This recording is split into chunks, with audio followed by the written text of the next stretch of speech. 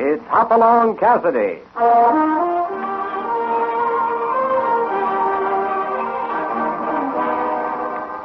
With action and suspense out of the Old West comes the most famous hero of them all, Hopalong Cassidy, starring William Boyd.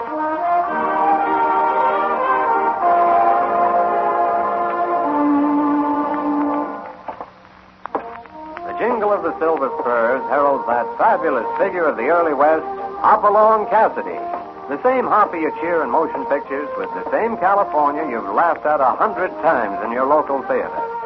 These famous partners come riding into radio just as you've asked for them. William Boyd as Hopalong Cassidy and Andy Clyde as California.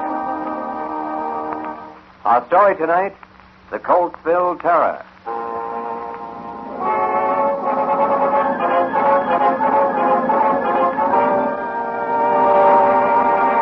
It's amazing what a threatening set of weather conditions can do. At the moment, they're joining forces with Hopalong Cassidy to get California into a church. A deserted church in the deserted town of Coltsville. Black clouds are piling up overhead, and the church stands silent and foreboding like the rest of the town.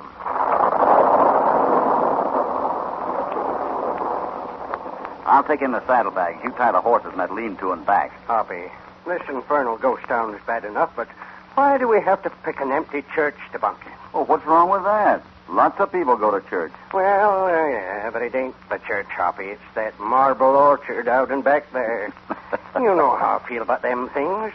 They get under my scalp and tickle my brain. Just calm your goose pimples, California. No one out in the graveyard's going to hurt you. It's 10 miles back to Fenwell. If we don't get out from under those big black clouds, we're going to have to paddle our way home to the Bar 20. But this concern Coltsville, not a soul around. All them empty buildings and... You know what I think? I'd be interested to hear. I think you're just afraid to be alone with your conscience. Now, why don't you forget the ghost and take care of the horses while I... Wait a minute. Listen. You're sure this here church ain't occupied, Hoppy? I don't know. Let's take a look. Sounds like it's coming from that room over there. Yeah.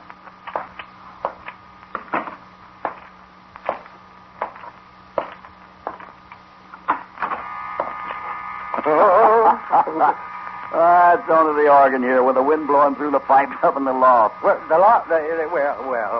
what do you know? The wind through the... Now I feel better. But not much better. Come on now. There's a wood stove in the next room, and I could use some of those beans of yours. You know, it'd be nice having music with our dinner. Hey, California?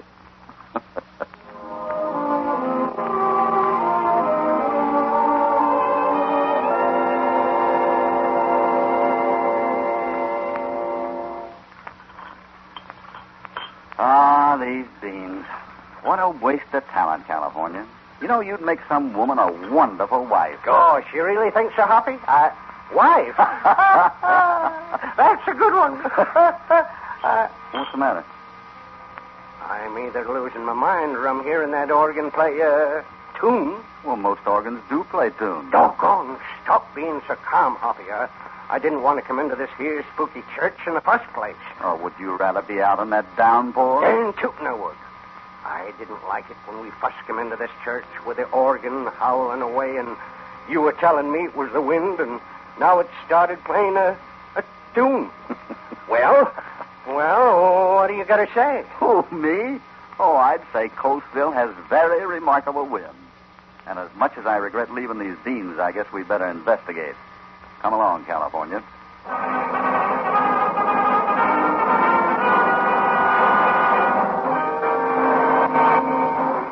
We continue with Hopalong Cassidy in just a moment.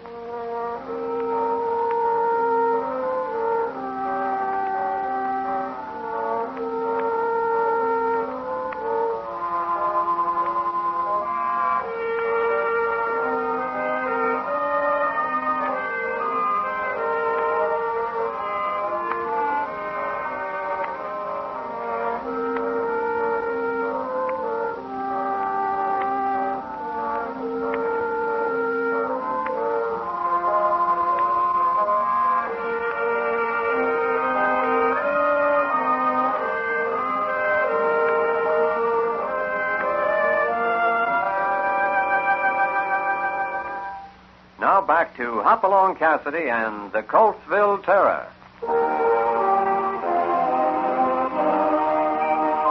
Hoppy and California have found shelter from the storm in an abandoned church in the deserted town of Coltsville. Or at least they thought the church was abandoned until a moment ago. Coming, California? Depends where you're going. Let's take a look at that organ again. Why don't I just stay here and mind these beans? Well, if you'd rather be alone. On second thought, I'm right behind you, Hoppy. I've never seen you so scared before. I ain't scared of nothing I can draw a bead on, but when it comes to Quiet. ghosts... Here we go. Oh, I'm sorry if we frightened you, miss. You see, we...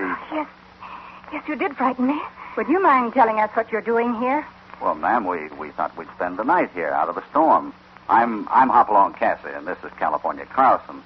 We figured the church was deserted like the rest of the town, And, as you see, it isn't. So if you don't Just mind... a minute, Mother. This was your father's church, Susan. I see no reason why it should be used as a hotel I said just a minute, Mother. It happens to be my church now. Father used to think of it as a place of shelter. As far as I'm concerned, it still is. If you care to spend the night here, Mr. Cassidy, you're perfectly welcome. Thank you very much. I'm Susan Crowell, and this is my mother. How do you do, Miss Howdy. Crowell? Mother and I come down here evenings to play the organ. There's very little else to do around here. I see. You say this was your father's church? Yes. He's out in the graveyard now, Mr. Cassidy. Oh, I'm sorry. My mother and I and Deacon Black are the only ones left in Coltsville now. Deacon Black? Well, Mr. Black isn't a real deacon.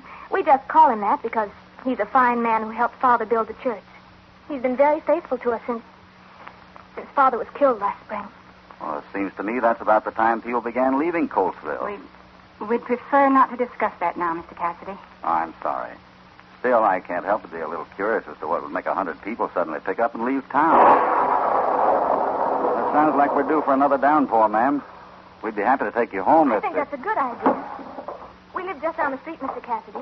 You can see the house from this window here. Look out! Out of the way! That beam! The beam, it came down from the loft up there. You all right, Mother? It just missed me. That thunderclap jarred it loose. Oh, look! It crashed down on the organ bench. Right where you were sitting, Susan. Thunderation. That was a mite too close for comfort. Let me see that. This church is only 2 years old. I don't see how an accident like that could... Wait. Oh, it wasn't an accident, ma'am. What do you mean? Well, this timber's been sawed almost through. I think someone figured the vibration of those organ pipes had jarred loose, so it would drop right on the bench. Why, who would do that? I don't know who, Miss Crowell. It looks like somebody was trying to kill you. Kill me? I think so. Now, why don't you be sensible and tell me about this Coltsville business? But nothing can be done about it now. Well, maybe not. But I'd like to hear about it anyway. All right, Mr. Cassidy. Good. Right now, though, I think the best place to talk is home.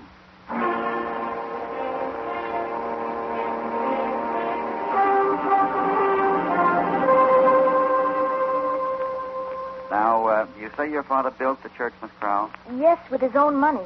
The land was donated by the community. He intended to give it to the people in a few years. And that's when it started, Mr. Cassidy. What started?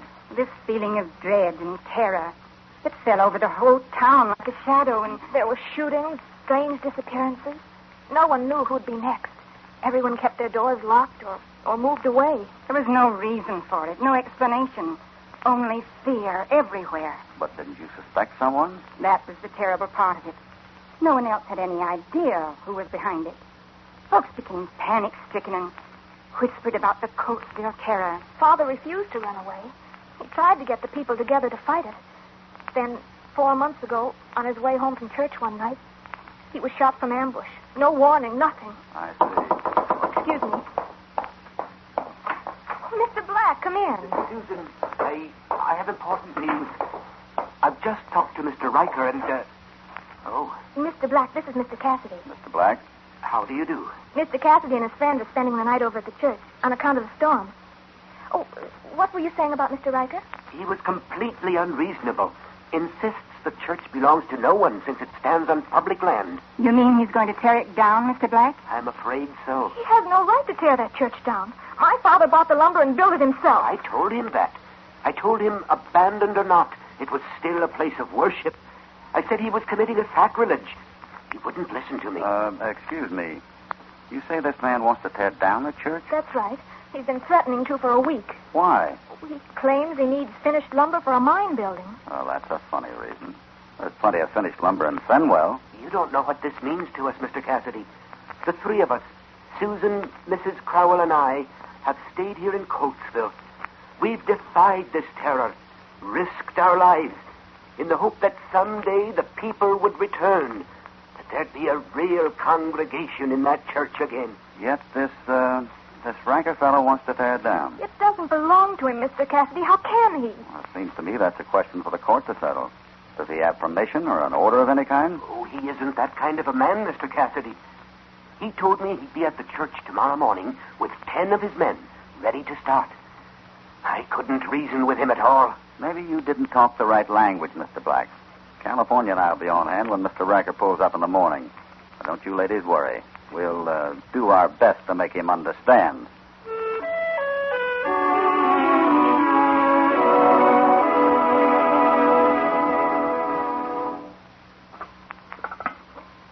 Bacon's about ready, Hoppy.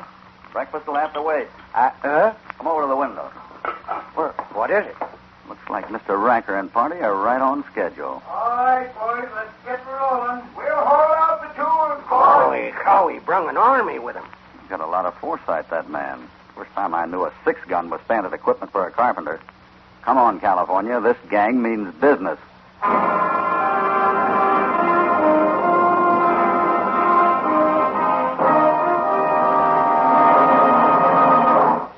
We'll rejoin Hopalong Cassidy in just a moment.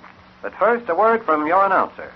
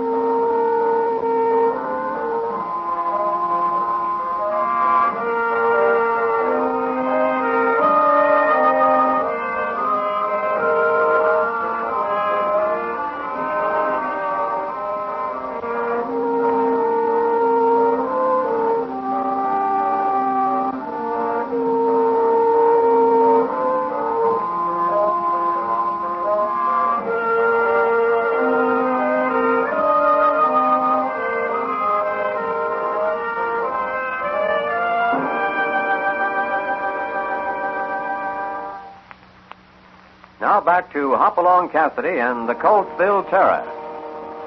A violent and evil force has driven away the inhabitants of this little town, and now a gang of thugs from a neighboring town have come to tear down the abandoned church. Hoppy is determined to protect the interests of the late minister's daughter, Susan Crowell, so he and California have been waiting at the church, waiting for Riker and his gang to arrive and attempt the demolition.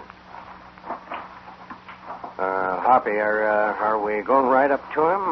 There's a lot of them and only 2 of us. Hey, you 2 men can start tearing down the steeple. You must be getting old if 10 men can frighten you. All right, Hoppy, don't go. Howdy there. You must be Mr. Riker. Huh? Who are you? The name is Cassidy. What are you doing here? Well, we just spent the night in the church. You just made it, pal. Because it won't be here another night. We're tearing it down. You got the owner's permission? I got all the permission I need, mister. This here church stands on public land. It's abandoned. And in my law book, that means she belongs to the man who can best use her.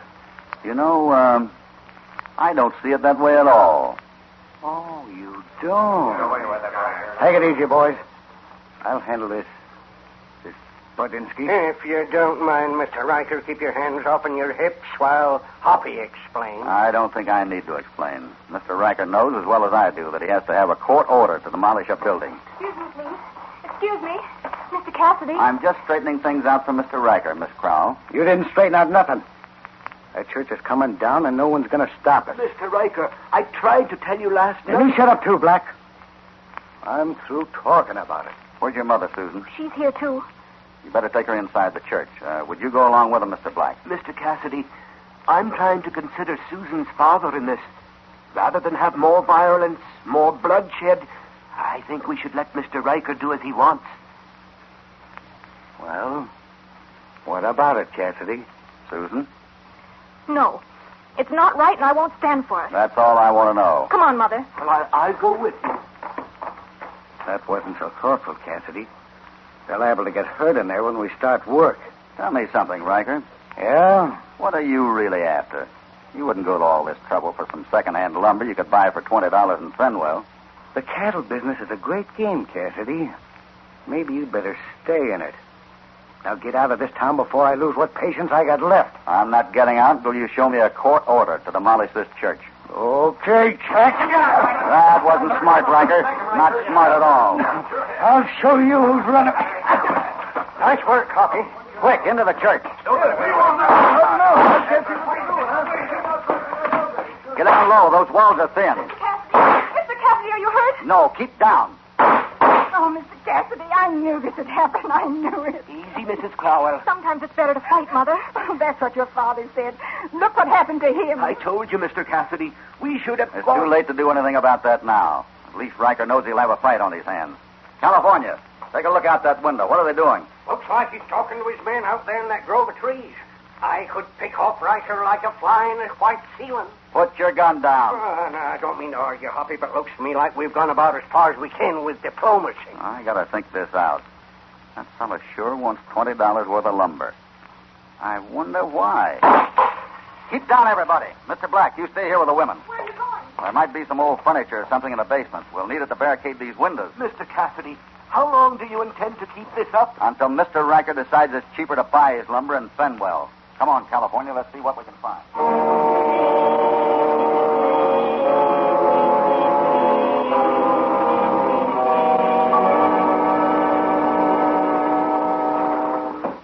Now, that bench ought to do for the front window. I got it. Now, this thing looks like a bureau. May need some help getting it up the stairs. What's the matter? You smell something funny? I got this bench under my nose. Well, put it down. Yeah. Now. Nope. Don't smell nothing. Well, I sure do. I wonder. Could you wonder just as well after we get this stuff upstairs? I mean, before Riker shoots out all the windows? Wait a minute. I think I know why Riker wants this lumber. Yeah. Huh? Wonder if I could get through to Fenwell. They'd have the records there in the courthouse. Come here, let's take a look out the window. Why, what's heating you now, Hoppy? I can hardly see through this thing. The glass is all... There. I might have known it. They run off our horses. I'll have to steal one. Oh, would you mind telling me what you're talking about, Hoppy? You're going to have to hold the fort alone, California. Give me 5 minutes. Then let go with both the Colt and the Winchester from the south side of the building. Never mind aiming. Just get their attention. What'll you be doing? Stealing one of their horses. I got a date with a man in Fenwell.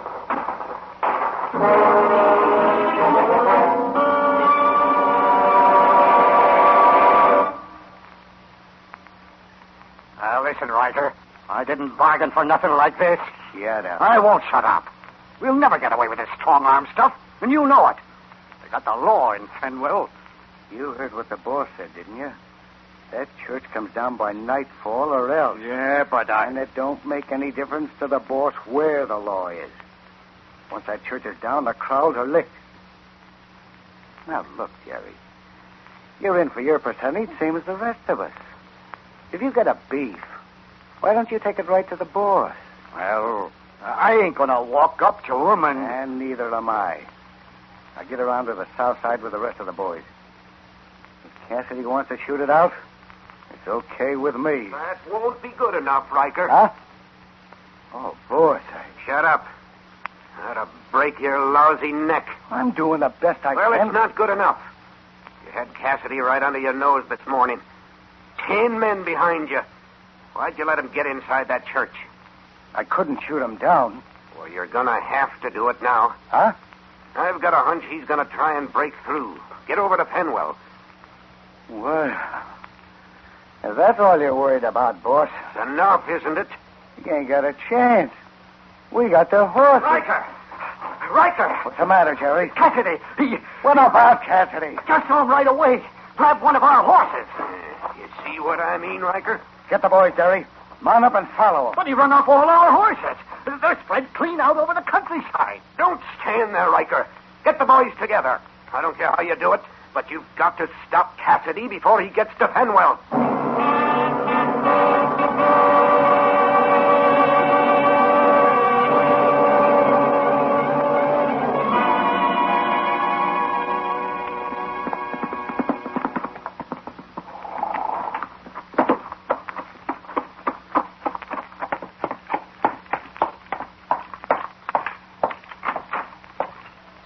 Tom Adamson. Well, Hoppy. You old varmint. How in tarnation you been? No time to talk, Tom. Quick, get me the Coltsville property record. You've got them here, haven't you? Sure. What's up, Hoppy? I don't know yet. Look, I want all correspondence, copies of letters, anything you got on that Coltsville section since everybody left town. Oh, getting ideas, Hoppy? Just guess it, Tom. But you might check with the sheriff, see if he can round up a posse in a hurry. If I'm right, we're going to need it.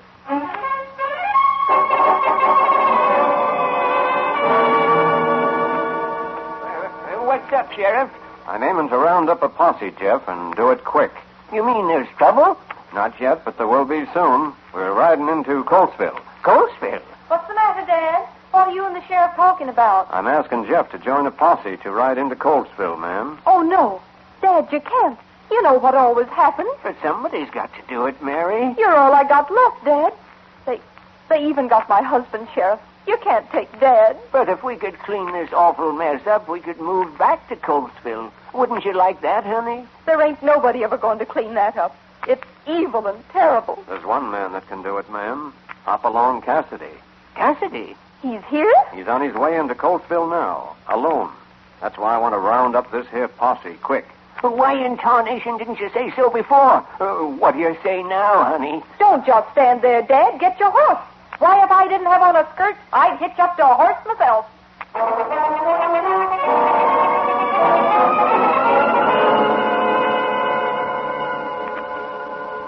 Oh, I can't tell you I can't stand any more of this, Susan. We've got to hold out, Mother. I've done all I can do, Susan. I risked my life by going outside to see Mr. Riker. I pleaded with him, and he's finally agreed to let us all go in peace if we leave now. Mr. Carlson, I refuse to stay here a minute longer. I'm sorry, ma'am. Hoppy told me to hold the fort till he got back, and we're staying right here. Good heavens, Mr. Carlson, can't you be reasonable? It's dark outside. We've been here all day. And maybe you can tell us why Mr. Cassidy walked out without so much as a word to us. Mrs. Crow, I don't know how long, many years 'tis since I took to riding with Hopalong Cassidy. I trusted him the minute we met, and I've been trusting him ever since. So far, I ain't ever been wrong. Mr. Carlson's right, Mother. This is no time to give up. But how do we know he got through? He might have been shot. They might be holding him. Anything. Oh, it's not quite that serious, Mrs. Crow. What, Hoppy? Where have you been? Over in Fenwell, trying to find out what made Mr. Riker so anxious about getting this lumber. It's an interesting question, Mrs. Crow, and I found a very interesting answer.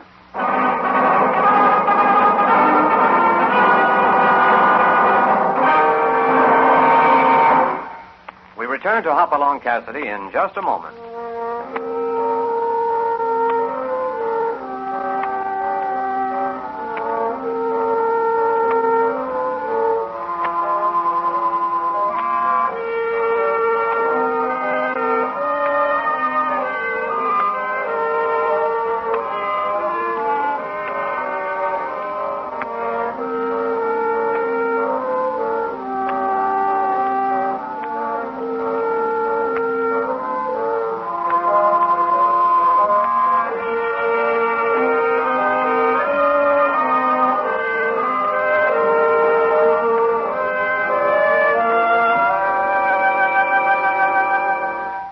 Now to conclude the story, the Coltsville Terror. Hoppy has just returned from Fenwell. Sure now he has found the answer to the riddle of Mr. Riker's lumber, and the answer, too, to the terror that has struck the little town of Coltsville. What do you mean, Hoppy? What about the lumber? It wasn't the lumber. It never was. What is it, Mr. Cassidy? Why? A few minutes after I got to Fenwell to look at the property records on this land, the stage pulled in. There was a man from the east on it, a fellow named Edward Hines. Anyone ever heard of him? No. Well, I had a talk with Mr. Hines. I found out that all the land in Coltsville, except for the 20 acres of church property here, had been bought up by one man. What? I thought the land was worthless. Well, this one fellow didn't. He planned to sell it to Mr. Hines for over $100,000, provided he could deliver the property on the dome itself. Dome? What's a dome, Hoppy? It's what the church sits right on top of, California. An oil dome. So rich that the oil is seeping into the basement. That's what I smelled this morning. Well, doggone it. And who's been buying up the property? Well, it's been bought in the names of a dozen men. Most of them in that bunch with Riker, working for a percentage. But there were private arrangements between them and the fellow they called the boss. And this man was responsible for what happened here? Of course he was. He's the kind of a man who will stop at nothing. Murder, robbery, terror. That's enough, Cassidy. Mr. Black. So it was. Never mind that now. Put out. Hoppy! Hoppy, you hurt? Oh, I'm all right. That second one did it, California. Oh. Well, I think Mr. Black's career is about over. Is he dead? Yes, Susan. The deacon. I can't believe it. Neither could I until I saw it in black and white. What about Riker? They got to Fenwell just in time to meet the posse. Well, looks like you got a job on your hands, Miss Susan, convincing the folks who left town that Coltsville wants them back. Only this time to live in peace. I don't know how to thank you, Mr. Cassidy. Then just forget it. I like doing favors for people. Hoppy. What is it, California? As a special favor, us being partners and all. Yeah? Next time we get caught in a thunderstorm and we run across an empty church, what do you say we just get wet?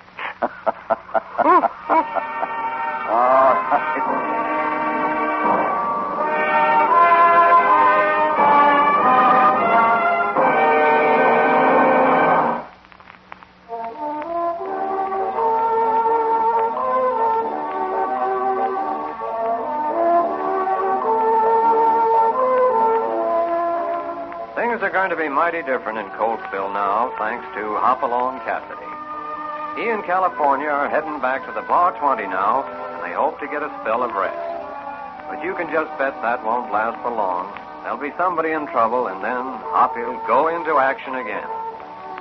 Hopalong Cassidy, starring William Boyd, is transcribed and produced in the West by Walter White, Jr. The Coltsville Terror was written by Harold Swanton. All stories are based upon the characters created by Clarence E. Mulford.